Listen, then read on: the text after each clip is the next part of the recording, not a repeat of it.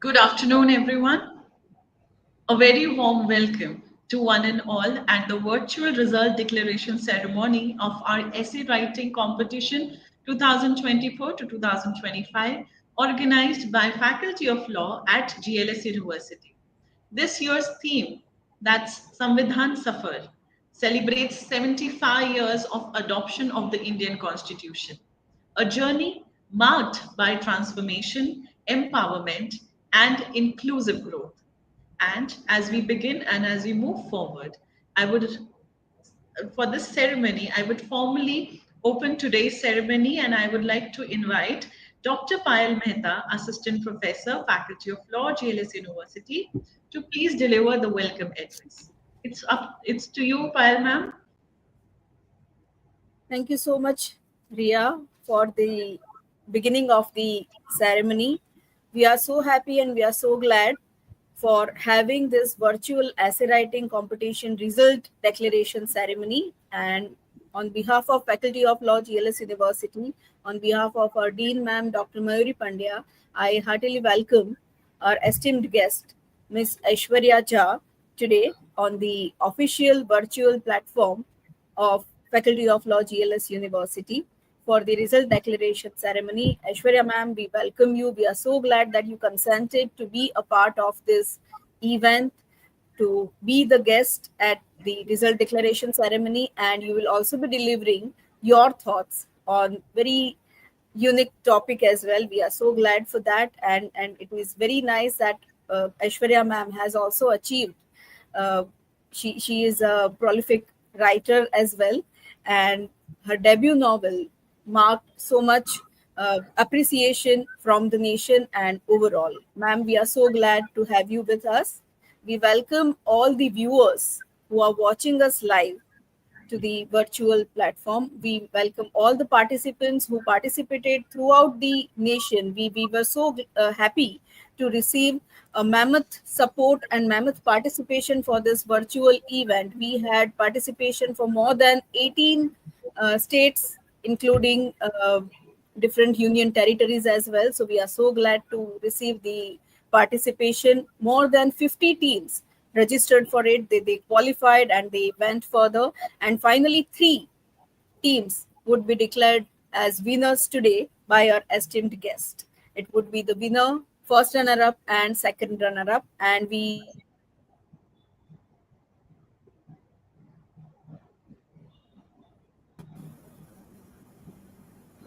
Pile ma'am, your mic is mute. oh, now I hope, am I audible now?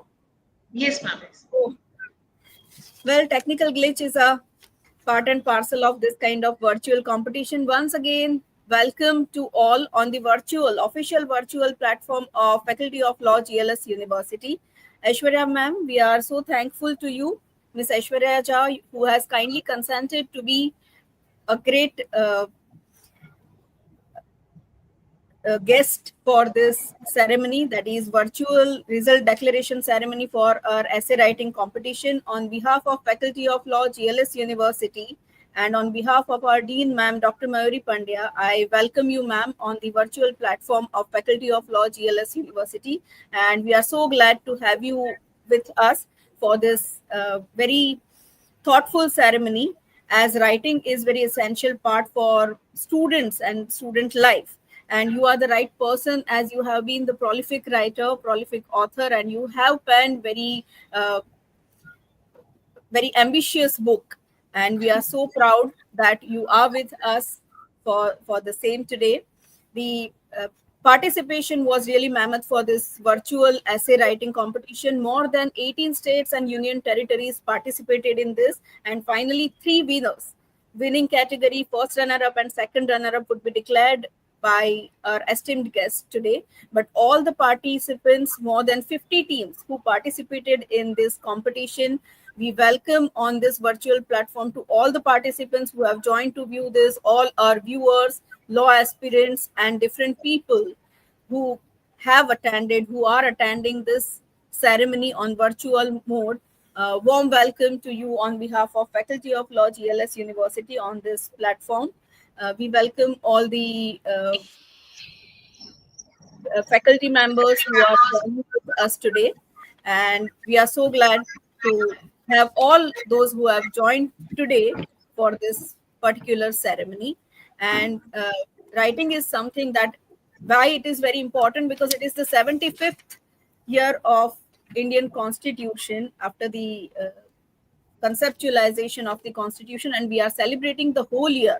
It started with 26 November 2024, and for the whole year, we are celebrating the uh, Constitution with different events. This is one of the more bid in the same event. So we are so glad that the topic for the essay competition was India at 75, the role of the Constitution in nation building and social transformation. And students have actually express their views in very beautiful and very innovative manner, and we are so thankful for that.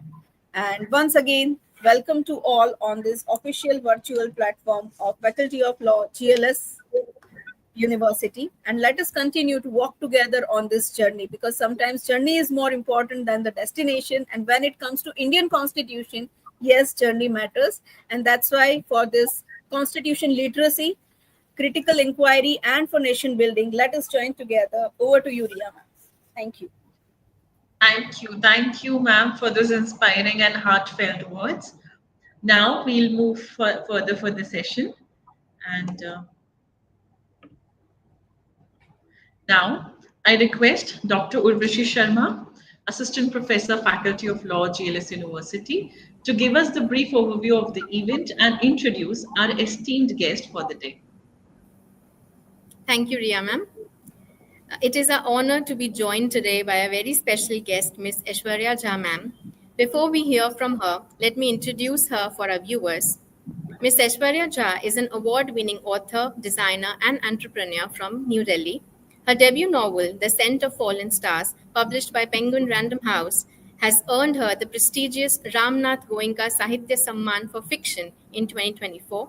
She has contributed to the leading international literary journals. A mentee of the Asian Women Writers Program, Ma'am is a strong voice in the contemporary literary scene and a regular speaker at celebrated forums such as Jaipur Literature Festival, Alliance Literature Festival, and Ficky Flow Fest, to name a few. Beyond her literary accomplishments, Ma'am devotes her time to select interior design projects and Indofile, a venture she co-founded to develop unique cultural experiences. We are truly grateful to have her with us today to share her thoughts on a unique topic, writing as a tool of influence and impact. Ma'am, on behalf of Faculty of Law, GLS University, we welcome you on the e-platform. Over to you, ma'am, for sharing your thoughts. Thank you so much, Dr. Urvashi. Thank you all. Good afternoon, esteemed faculty, students, and participants. I'm very happy to be part of this event today to commemorate the Samvidhan Safar, GLS Faculty of Law's essay writing competition.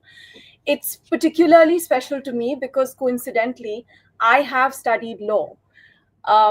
There was a time when I was convinced that that was what I wanted to pursue professionally. I went through other phases and, I had other interests like everyone else, but I was very serious about law. I had visions of myself delivering devastating arguments in the courtroom, fighting for people's rights, changing the world. And I actually got my undergraduate degree in management with law from a British university. Life eventually took me in a different direction, but I didn't end up pursuing it beyond that, but it did bring me one of the defining experiences of my academic life, which I would like to share with you all today. So when I was just starting college, I went to meet a very big shot hi-fi lawyer here in Delhi for an internship interview. He had a very fancy, very glossy office in the best part of town. He worked on the most high-profile cases, and just his name was enough to intimidate people. So I, this very diffident young girl, I went to meet him and he asked me what I wanted to do. So I said, I want to be a lawyer. And he asked me, why do you want to practice law? And I said, because I have a huge passion for justice. And he laughed at me. Because you see, he had moved so far beyond that in his career. For him, practicing law had become more about what kind of clients he represented, which cases would advance his career and earn him the most money and cement his position and influence, all the things that you would imagine would shape most people's outlook in his position. And I kept kicking myself for what I had said, because I must have sounded so naive, so green, so idealistic. It was very embarrassing. But over the years, as I thought back on that incident, I realized there was nothing wrong with what I said.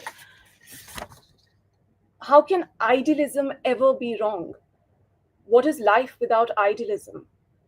Isn't much of the trouble in the world today because people have learned to put their personal success, ambition, financial gain, pleasure, all of this above idealism? People have changed, even in the last 75 years since our country gained its independence. I'm sure you all have seen how different things are, from your grandparents' generation to your parents to your peers. You must all have heard stories about the values people had, how when someone gave their word, it really meant something, how much of a sense of community there was.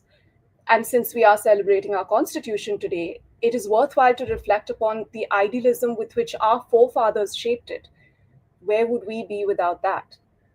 Where would we be without the dreams that they had for our country, transcending all the challenges, all our long, convoluted rivalries and conflicts? Where would we be without their belief in a secular and equal society, despite the acrimony and division that have defined so much of our history? It was idealism that propelled Gandhiji to wage a war of non-violence in a country and world always simmering with suppressed brutality.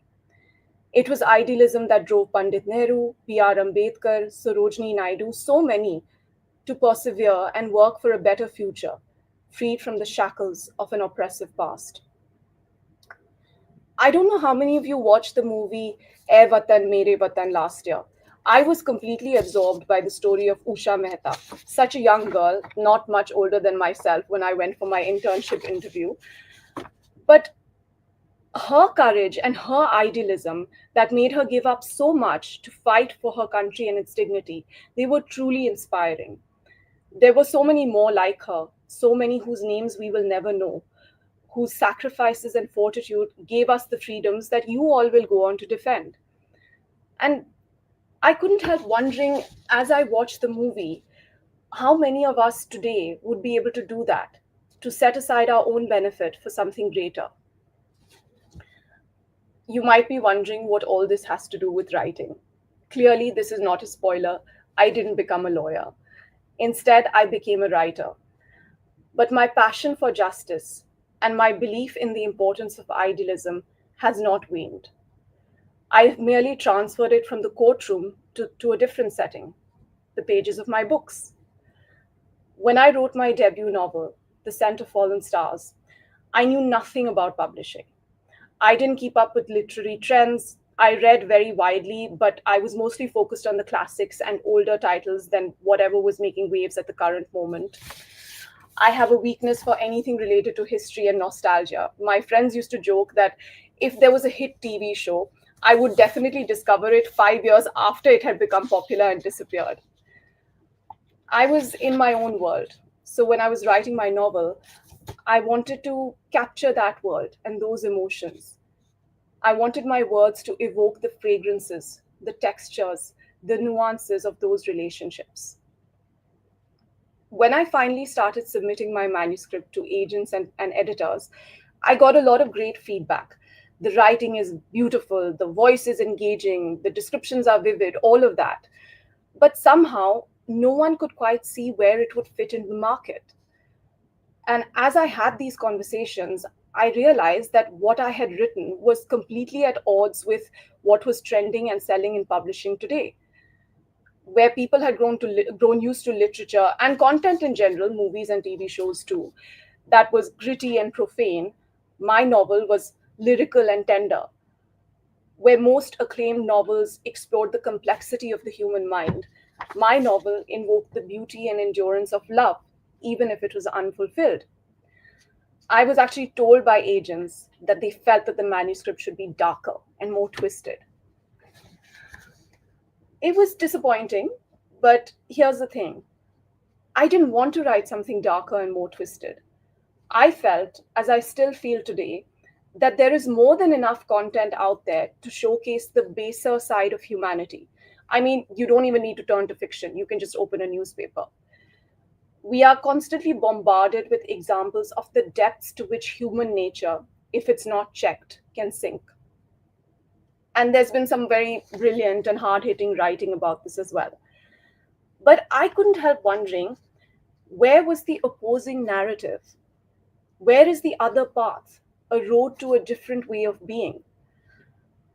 If people are constantly only exposed to the gritty and the profane, how will they ever be inspired to tap into the other side of human nature, to nurture those finer instincts which have nothing to do with how much money you have or where you come from or even your education, but just the choices that you make about how you think and how you treat the people around you? I wanted my writing to uplift readers, not depress them, to give them hope, to remind them of values like decency, loyalty, fidelity, values which are often, I think, considered old fashioned today, but which I believe are essential for the functioning of a just and caring society. I wanted my writing to rekindle that idealism, that now foreign concept that there is more to live for than just yourself and the gratification of your desires.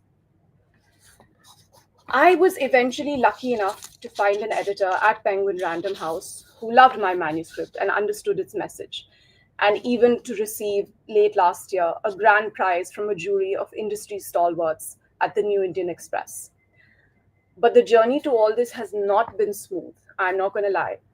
And I must confess that there were days when I thought it would have been so much easier if I had just written something more commercial, more accessible, more popular. I used to feel very dejected and disheartened that everyone in the publishing world didn't immediately jump at my manuscript. And of course, it always seems like there's someone out there who's having better luck than you. But when I would moan and groan about all this, my mother, who's the wisest and best of mothers, she would say to me, it doesn't matter what everyone else thinks. What matters is, do you like what you've written? Do you believe in the story? And I would reflect on it, and I would always come back to the same answer. Yes, I believe that I have something worthwhile to say. And I wouldn't be me if I said or wrote something different. I put everything I loved and everything I stood for into that novel. It may have been fiction, but to me, it was truer than any diary entry, any news event, anything like that. It was a portrait of who I was when I wrote it. As the celebrated author V.S. Naipaul says, an autobiography can distort, facts can be realigned, but fiction never lies. It reveals the writer totally. I understood very clearly that words matter, and I wanted to use my words to inspire something good in the world. Even if it was just one person who read the novel and came away with a lightness in their heart and a fire in their belly, that would be a job well done for any writer or any human being. And I would say the same to you. Even if it's just one person who reads what you've written and comes away with a greater understanding of someone other than themselves, that is a victory. Because after all, isn't that the greatest strength of writing? It creates empathy. Whether you're writing a novel or an article or an essay or even a legal contract, you are putting yourself, and by extension, trying to put the reader into someone else's shoes, presenting someone else's perspective. You are broadening the reader's world and mind. And interestingly enough, in this process, you are broadening your own mind too. It is a well understood dictum that in order to be a good writer, you have to be a good observer. You have to learn to study the people around you, to pick up on their tones and idiosyncrasies. Like I have a friend who's always clicking his tongue when he speaks, but he doesn't realize it. Or the way someone's arms are swinging when they walk. You have to be able to look at the world with fresh eyes at all times. The slant of sunshine falling between the trees, the outdated calendar in someone's office, the rev of the engine of an old car. Being a writer is like possessing a sort of hyper awareness, because you are constantly going to places that you've never been before, even if it's within your own neighborhood. And you're then trying to lead tours of these places. So you are both tourist and guide in the landscape of your imagination. To that point, one of my favorite poems, I love poetry, and one of my favorite poems is called Petra, about the famed ancient city in Jordan. It was written by a poet called John William Bergen, and it closes with this magnificent line where he calls it a rose red city, half as old as time. I still get chills when I read that. And imagine my surprise when I learned that Bergen had never actually visited Petra when he wrote the poem. He had just read up on it and immersed his imagination in it so deeply that he was able to craft this incredibly evocative and unforgettable description, which nearly 200 years later, it's still the first thing that comes to mind for most people when they think of Petra. It makes me want to go there. And that is the power of writing, to put you into a space that you had never thought of before. I know that these days there's a major fixation on relatability. Everyone wants to see books with characters that look like them and live like them, situations that they're familiar with, themes that mirror their own lives. I mean, it's the same with movies and shows as well. But I think we do ourselves a huge disservice with this, because reading, like writing, is not about familiarity and relatability. In fact, the best writing, as we've discussed, writing that can put you into someone else's shoes and illuminate a new outlook, is what we read for, what we write for. And I always read because I wanted to travel into different worlds, whether it was the idyllic English countryside of Enid Blyton or the turbulent battleground of Punjab depicted by Bhisham Sani, or colonial Egypt with Edaf Suef. A few years ago, I read this lovely book called When We Were Birds by an author named Ayana Lloyd Banbo. And it's set in a fictionalized version of Port of Spain. And I have to confess, I knew absolutely nothing about the culture of Trinidad and the beliefs and traditions there, which are so far removed from anything that I'm familiar with. But it was fascinating to delve into that world, a world which I would probably never have picked up a non-fiction book about, but which came alive for me with such vividness in this novel. It makes you richer as a person for reading books that show you something new. And perhaps more critically, it teaches you to find, in the midst of what is unique and different, something universal. Reading and writing show us that no matter how different cultures, traditions, geographies, eras, and people are, ultimately, we are all the same. Because the same universal human emotions resonate with all of us. The same things make us happy, the same things make us cry, the same things bring us pain. If I stub my toe here in Delhi, it would hurt me as much as it would hurt someone who stubbed their toe in Kabul. If you, wherever you are in the country, had a sick parent, you would be as stressed out as someone sitting in Edinburgh who had a sick parent. To me, that is the most vital function of any kind of writing, to make us understand that as different as we are all the same. I can't put it better than the brilliant Banu Mushtaq, who recently won the International Booker Prize, as I'm sure all of you have heard, for the translation of her stories from Kannada. In her speech, she said that no story is local and no story is small. She said, in the tapestry of human experience, every thread holds the weight of the whole. In a world that often tries to divide us, literature remains one of the last sacred spaces where we can live inside each other's minds, if only for a few pages. Empathy, the superpower of the written word. It is a power that must be harnessed with care, responsibility, and precision. In law, perhaps as nowhere else, we know that a single word can make all the difference. I was recently reading Gautam Bhatia's The Past is a Foreign Country, the prologue to his book. And I was completely engrossed by his account of the differing views of what the Constitution constitutes, whether it was a transference or a transformation, and how this seemingly nominal distinction has colored the outcomes of so many cases, and by inference, so many lives. It is these nuances that we are in danger of losing as we become increasingly focused on short form and visual content and succumb to our decreasing attention spans. Sure, AI can summarize the main points of a historical event for you, but can it give you the full context, the push and pull of different personalities, a holistic understanding of all the factors at play? An influencer can make a video telling you what happened in a conflict 300 years ago, but can they really explain why people behaved the way they did? What drove them? What their struggles and demons were? Without the weight and breadth of the written word, our perspective shrinks and we tend to think in black and white. But history, like the present, is rarely black and white.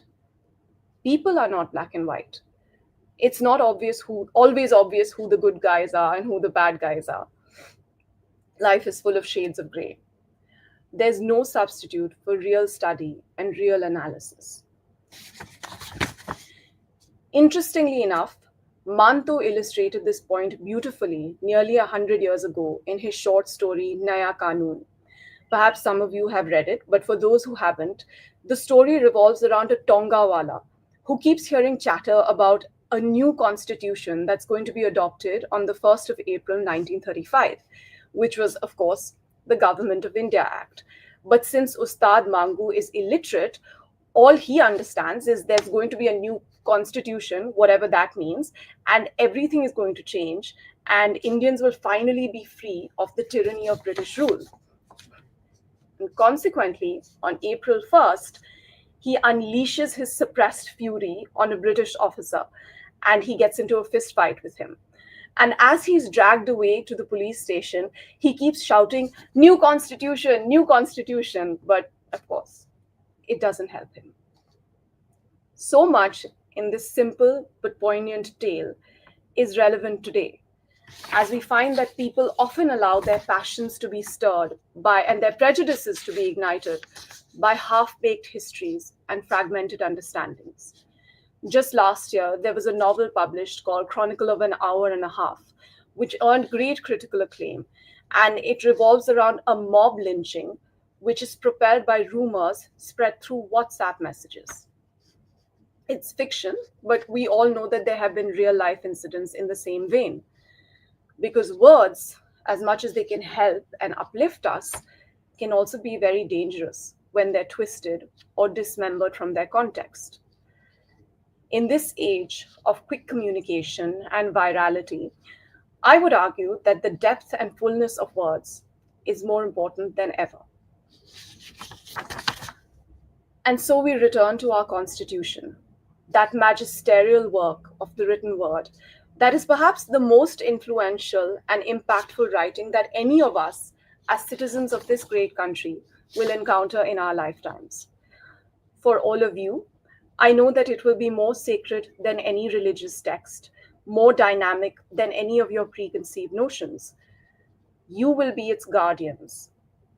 And I hope that as you step into what I'm sure will be long, fruitful, and auspicious legal careers, I hope that you will always uphold its words, not just in letter, but in spirit, remembering the vision of those who crafted it. I hope that all the words you read will help you turn that vision into reality, to reinforce over and over again that all people deserve to be treated with dignity and compassion, regardless of gender, religion, caste, tradition, or economic status. We must never forget that we are all the same.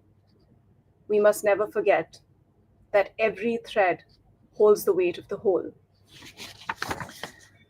I've always loved this quote by Aristotle: "The law is reason free from passion."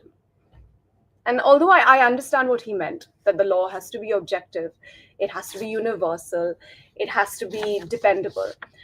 I would say that there can be no justice without empathy, and that even the most eloquent, erudite words, if interpreted too rigidly and without any humanity, will fail in their purpose of enriching and empowering us. You will all face many challenges as the world around us becomes increasingly polarized and aggressive, as battle lines are drawn not based on idealism but on egotism.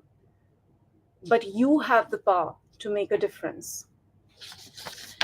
Before this event, when I was reading up about the history of the Constitution and how it was formed, the arguments over the chronology of words, the construction of each sentence, I was completely enthralled and very moved.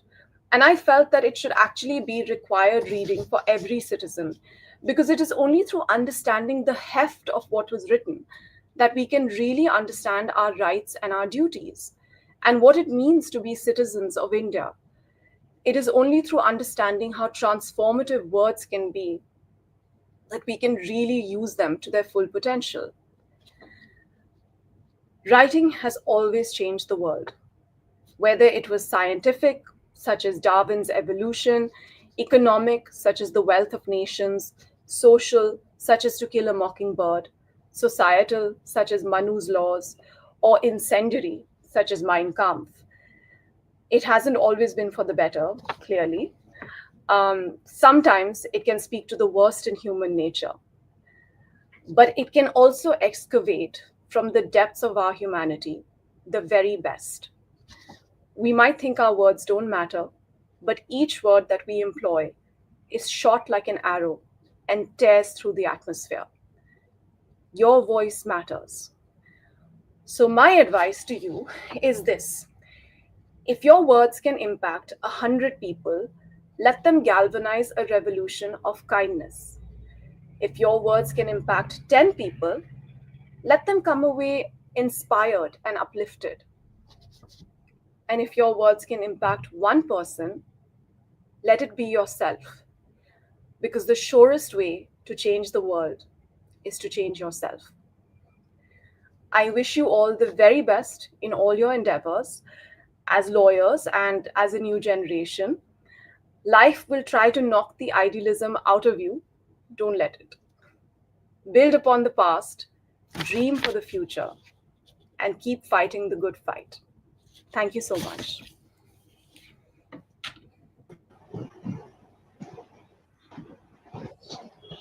Thank you so much, ma'am. Well, for the insightful and thoughtful, thought-provoking address for the day. And your words have added tremendous value to our celebration today. Thank you so much, ma'am.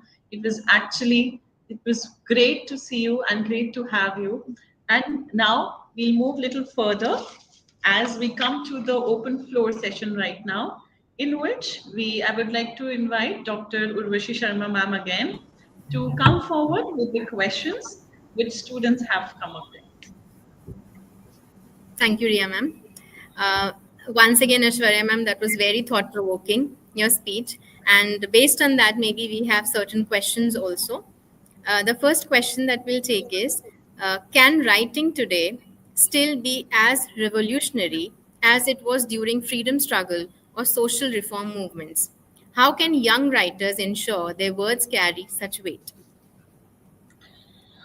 You know, when you're in school and you're taught about the independence movement, the world wars, all this, all that, and you're sort of, and then you hear, okay, the UN was established, and then democracy was established, and this, that, and you tend to think like all the struggles are behind us, and all the things, all the wrong thinking that people had was in the past, and now we have moved into this very progressive and very enlightened era. But I think one of the rudest shocks of growing up is that you realize that no, it's not all behind us, and actually that struggle for everyone to have their rights and for a just and liberal society all over the world. I'm not just talking about India, but as you grow up, you realize that actually it is an ongoing battle, always ongoing, because the forces that want to oppress people or divide people or do all those things, they are always at work because it's human nature. It doesn't matter where in the world you are, it's just human nature. So rights are things that we always need to fight for, and we always need to keep them alive. So that's why I think that writing is always revolutionary at any stage, and it is always necessary to hear those young voices and to have that kind of input and contribution from, as I said, from idealistic young people. I think it is always very important. And of course, as the world changes, that will impact how people address these issues and how people see these issues. And we know that the newer generations, you all would know much better than me since you're teaching them, we know that the newer generations have a very different outlook. So I think that definitely there is scope for writing to be as revolutionary as ever. We need to keep fighting that fight. And how to ensure that your words matter, I would say you should always know where your words are coming from, what your intention is, what you want to do. Is it that you want to make a good impact, a positive impact with your words? Then you can find different avenues, to channel that kind of impact. But yeah, I would say don't ever think that it doesn't matter anymore. It always matters. Thank you, ma'am.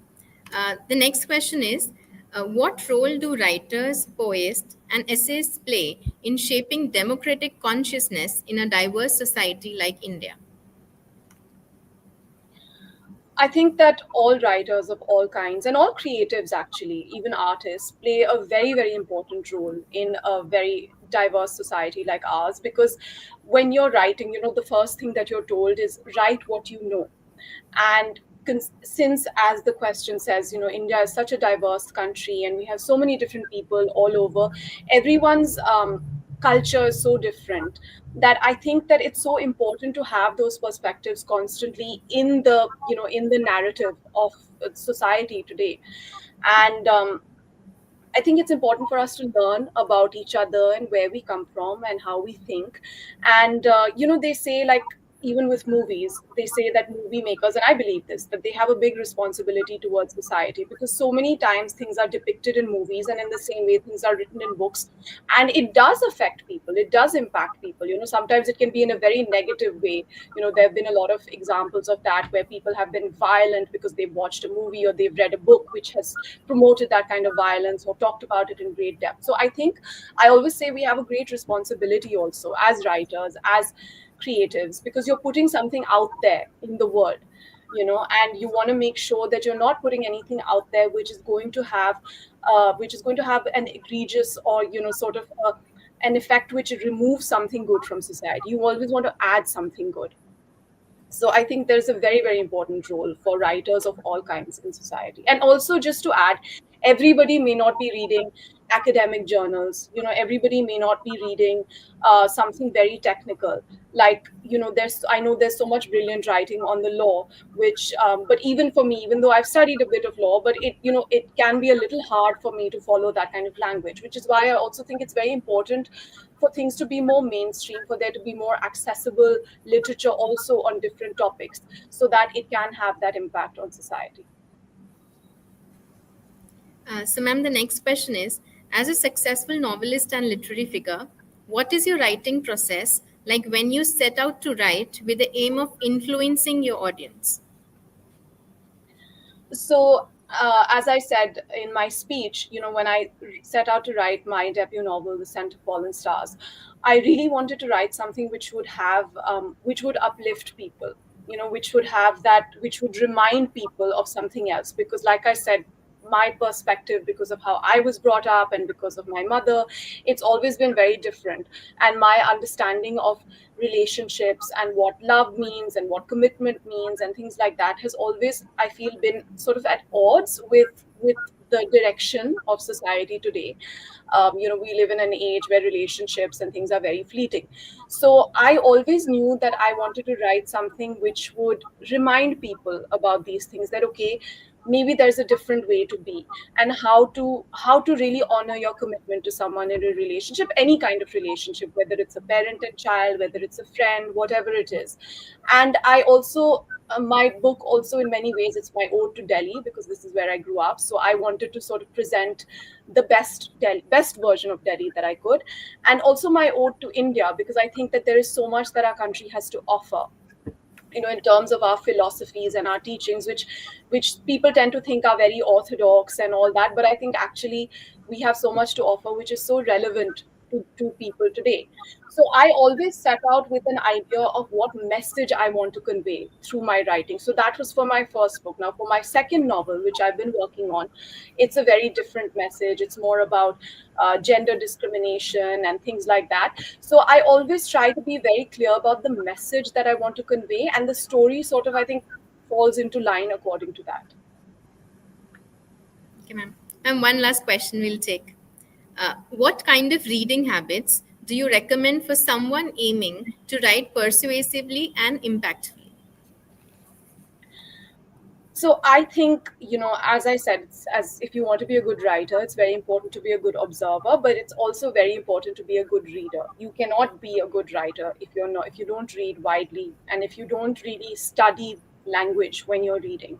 So I think it is important to have very omnivorous sort of reading taste, so that you're not just sticking to only, let's say, one type of reading or one genre or something like that. It's important to read across different genres, because I firmly believe, and this has always worked for me, that I learn something, or at least I try to learn something from everything I read. So even if, let's say, there's a book that I'm not enjoying, let's say it's like very commercial and it's very like, it's not my cup of tea, but I'll still try to learn something. Maybe I can learn something about pacing from that, how to really propel the narrative forward. I love reading magazines, so I have my favorite magazines, and even if the topics of the articles are not topics that I'm writing about directly, but I always try to learn from how they use words and how they craft their sentences, because I think, like I said, there's always something to learn. And there's about vocabulary. Of course, that's a very, very important one. Interestingly, when I was working with my copy editor for my novel The Scent of Fallen Stars, there were some points at which she said, she'd highlight a word and she would say, do you think we should replace this with maybe an easier word that people will understand? And I would always say, no, I am not going to change the word, because I think a character in that situation with that background would use a word like this, and B, as a reader, I've always found that some part of the joy of reading is to learn new words and to expand your vocabulary. I don't mind people tell me, I had to keep a dictionary next to me when I was reading your book, and I always think that's great. You must have learned so many new words. And then I also do this. I keep a list of words that, new words that I've learned, which I really like the sound of, or which I think express something very interesting, and then I try to sort of work them into my writing. So I think these are the kind of reading habits that it's important to cultivate if you want to be a good writer.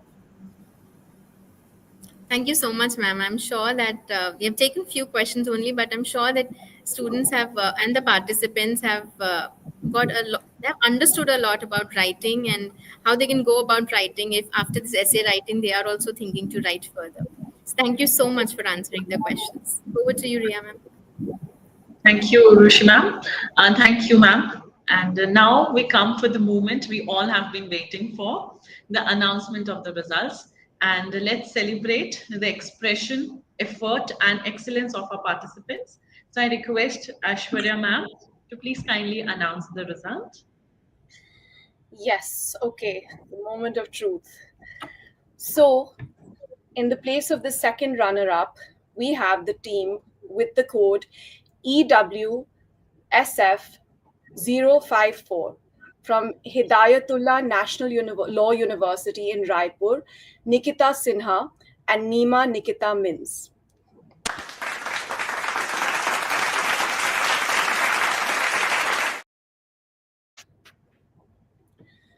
And in the place of the first runner up, we have the team with the code EWSF036 from the Institute of Law in Nirma University.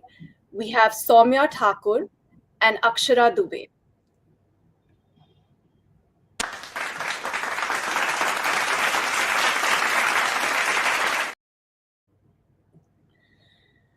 And the winner of the essay writing competition this year is the team with the code EWSF019 from the University Institute of Legal Studies, Punjab University, Chandigarh. We have Krish Bansal and Chahat Jain.